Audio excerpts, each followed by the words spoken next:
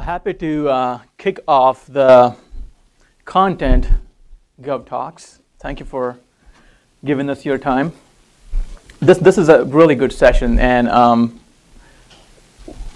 some really good speakers following up after this. So my job is to kind of get away off between this time and their sessions. Wanted to kick it off by just introducing, the topic of content, and this is not something new. We all understand. We all deal with content at different levels.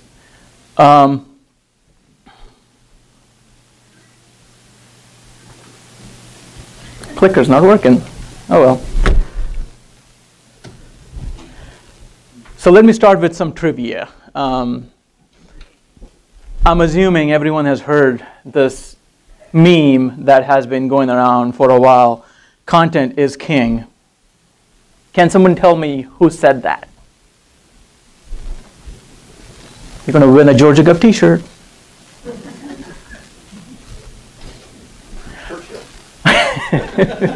Close. All right, let me give, yeah. No. Let me give you a little hint. He was the world's richest man. You're right. There you go. And I saw that hand. Thank you. I saw she raised her hand even before my hint was done, so she knew the answer. So yeah, Bill Gates. He said this back in 1996 in one of the articles he wrote and published on the Microsoft website, even before the term blogs were common. That was something what he was seeing at the rise of the whole internet industry, where he compared the internet industry to the broadcast industry, which had boomed about half a century ago, where he said the broadcast industry, essentially the television industry, it spawned multiple industries that supported television, including people making television sets, people helping out with television shows. But end of the day, he said content was what really survived, because television sets kept changing, the industries that supported television kept changing, but content, people who were creating content, were never out of fashion, because that's where people were glued to. People were really glued to the information that they were getting, the entertainment that they were getting, and with the internet on the rise, this is again back in '96, so it really was looking way forward. He said content is going to be the key. Don't get stuck into technology and what supports content or which devices, whatever it is, they will keep changing. Stick to the content, because that's where real money is going to be made. That's what he said. But we can look at it as, well, that's really where the real impact's going to be made, is good content. And content's everywhere, right? Content is, when we look at like the overall web ecosystem, we look at anything, any of the list, and this is just a partial list.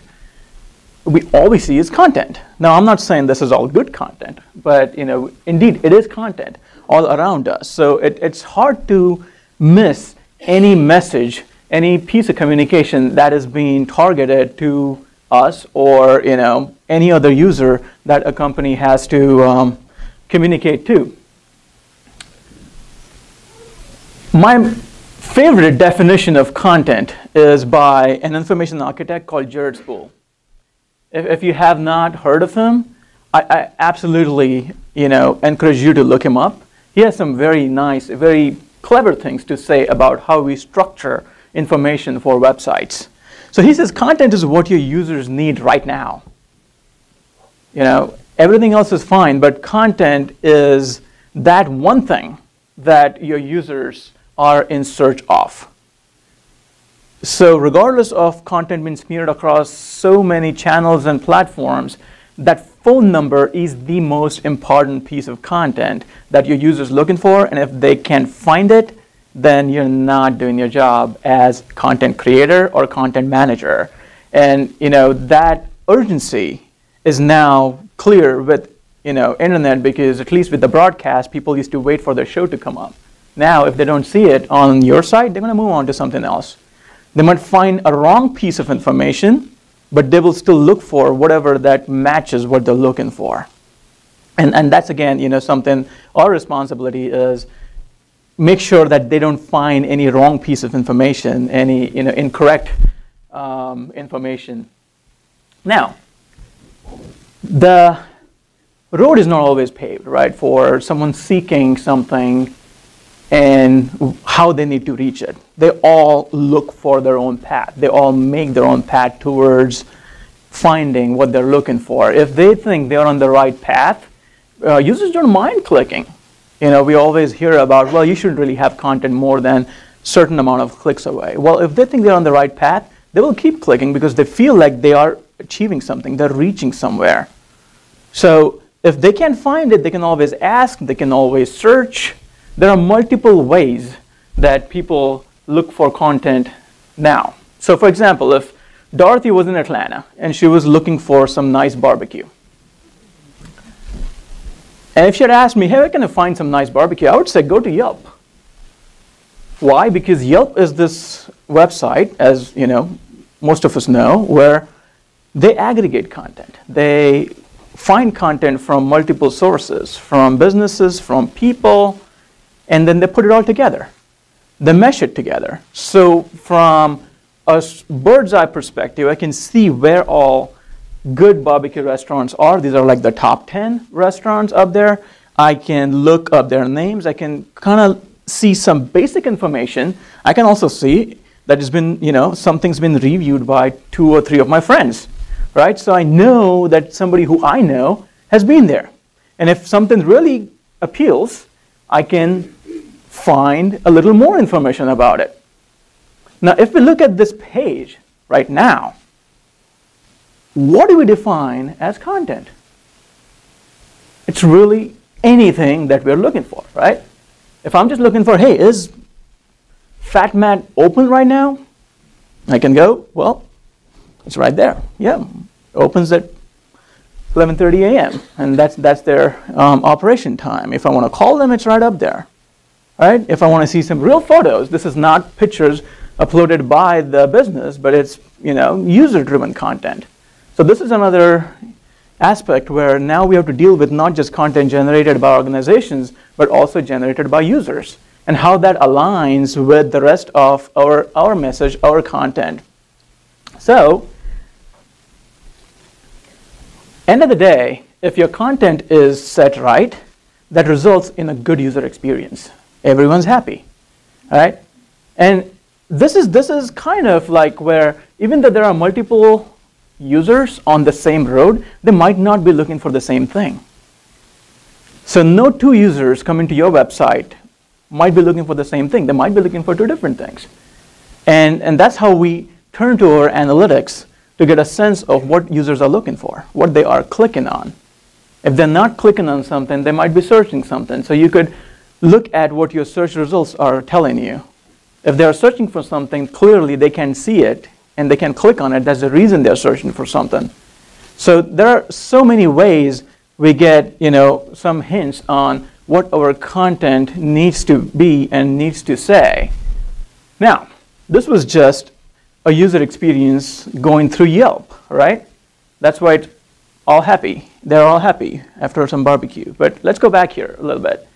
And instead of using Yelp, if Dorothy had just looked up FatMat's website, they do have a website. So if she had clicked on that, this is where she goes. So any information that I'm looking for, I'm going to have to now work for it. It's not presented to me in a very easy way, the way Yelp was doing it. Now I have to kind of make sense of, well, I don't want to really click on ribs or chicken. I'm already hungry. I want to go eat there. I just want to know if it's open. I'm looking for their phone number. So now I have to navigate through everything. Now I don't want to rag on FatMat's website, because clearly, it's a small business, and they might not have the means to afford a content expert and an information architect, but this is not just fat match problem. Even large organizations who can afford to do this, they still have the same problem. So why, right? Why do organizations always neglect users? Why do they keep their agenda ahead of what the users want? And sometimes the yellow brick road has problems, right? People blocking it and people causing some distractions up there. Let's look at something else that we have used sometime in our recent past. I definitely use it a lot of times, especially when I have to go to the airport to catch a flight. Every time I do that, it's a fun experience, right? Because every time I go to Marta's website, I'm just overwhelmed by looking at oh wow, yeah, you have a lot going on there. And when I okay, I want to look at the schedule. Oh, wait a minute, they have an alert.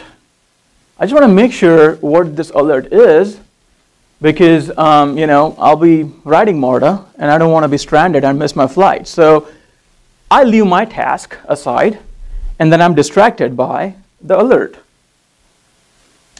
So I click on what it says, rail alert, service alert, and the alert pops up. Well, actually it's a different page, but okay, now it says system alert, but still it says okay. So for my safety and others, if you see something, say something, and I'm looking for what is the alert. And then I read this content piece that says, well, they have a app that I can download from iTunes and Google Play stores, and thank you for riding Marta, and remain watchful of your surroundings. And it expires. It expired yesterday. So what, I'm not supposed to be watchful today? Okay. Well, also it's under news and events. It's not news. It's not an event. So clearly somebody was just looking for a place to stuff this in on their website, and it was blaring red on their homepage, and now I'm completely off my task, and I just realized I wasted about 4 minutes chasing this, and I'm left with no piece of information. All right, so I go back, and just looking at the page, it shows you the working of an organization. And the problem here is not that somebody might not know where to put things. The problem here is there is no planning. This is a good example of a website that has just evolved and not designed. It is just well, where do you put this? Well, there's some space there, just stick it in there. Why would you need so many quick links? And just because this is Marta, I know they have the means to really hire someone to fix their information. A quick link is, something that just really, first of all, why do you need quick links if you really have your site structured well on the home page? But right with respects, capital projects, planning, Marta police, contact us, board of directors, quick links. So the problem here is politics. And this is not just a Marta's issue. Sometimes we all face this. When we get conflicting, when we get competing agendas dumped on us saying, well, we need to be on that homepage because we own a pixel in there, right? My department, my section needs to have a presence on the homepage. And that's the reason up here you see 2 Twitter accounts next to each other on the same website. One for Marta and one for the CEO.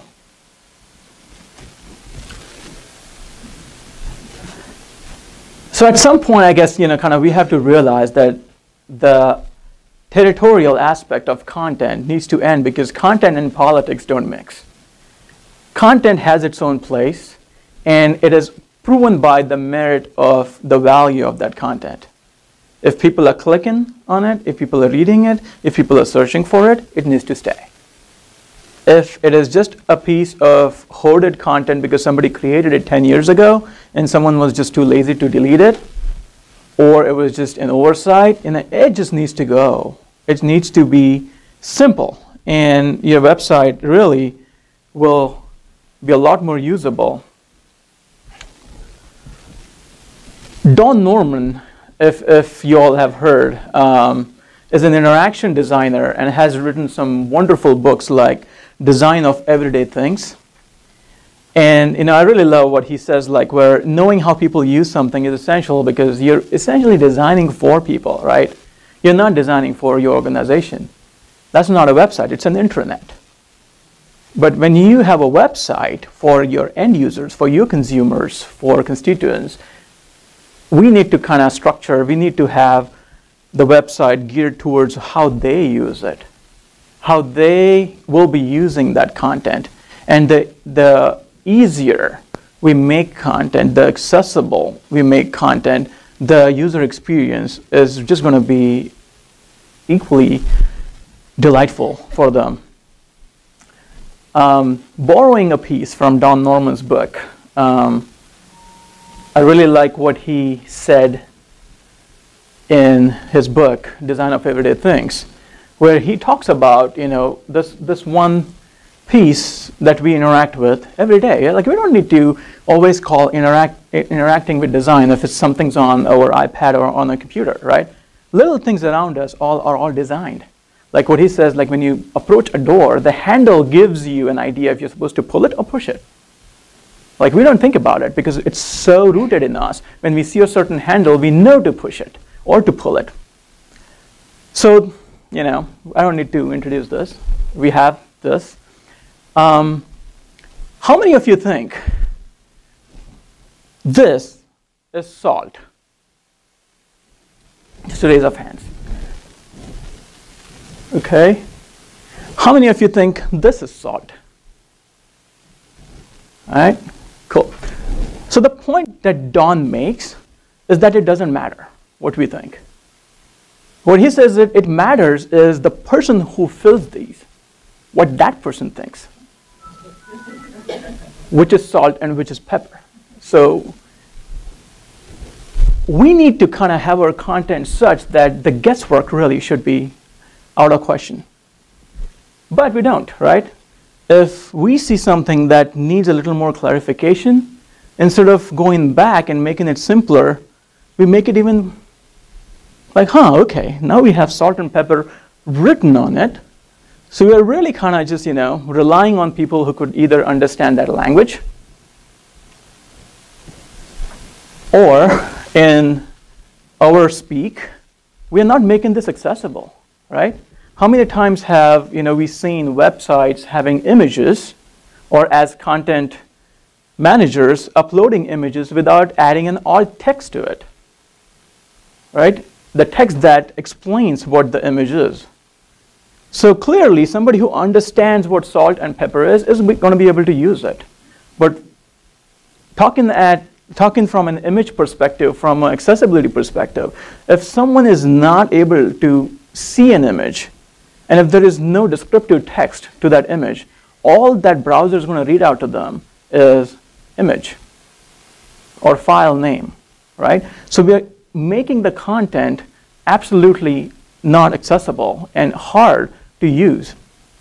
So instead of adding more stuff to make it easier to use and isolating the content even further, it's a lot easier to just do the content, do the communication, let the content speak, right?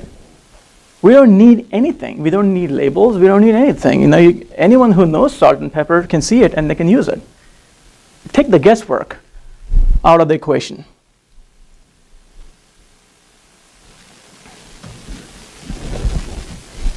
So if we just kind of, this is just to tee off, just to kind of start you thinking, to get you ready for everything that's coming through now after this. If we just kind of make sure that our content is always relevant and refreshed, because that's really where the search engines are looking at your website and making sure that your website shows up in those search results from a search optimization perspective. By making your content relevant and refreshed, adding new content all the time, you keep your users stuck to your site. They keep coming back. Taking the politics equation out of the content. Let the content be there on its own merit.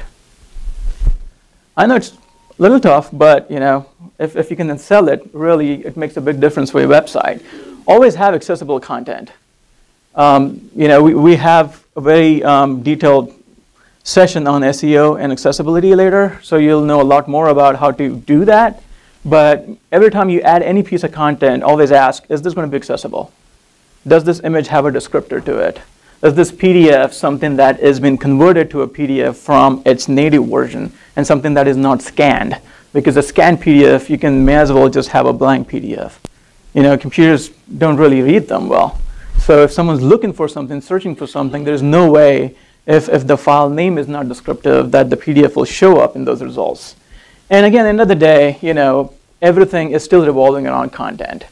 We have seen like a big shift in devices from our old kludgy CRT monitors to flat screens to large monitors to tablets to phones. Things keep changing. Content really doesn't, right? I mean, the value of content still stays what it was, because that's really why people are coming to your website. They might be using different devices. Now they will be using different devices going forward. We already are looking at, how do you design for a watch?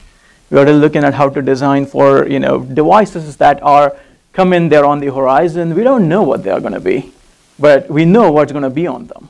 It's going to be content. So with this, I end my introduction, and stay here. If you can stay for the entire day, that'll be great, because this is one of the really good sessions. We have some good talks. We also have some good visiting industry people speaking at the later sessions and on our panels right now. So thank you again, and I will invite Peter Lee, our editorial director, to have his session.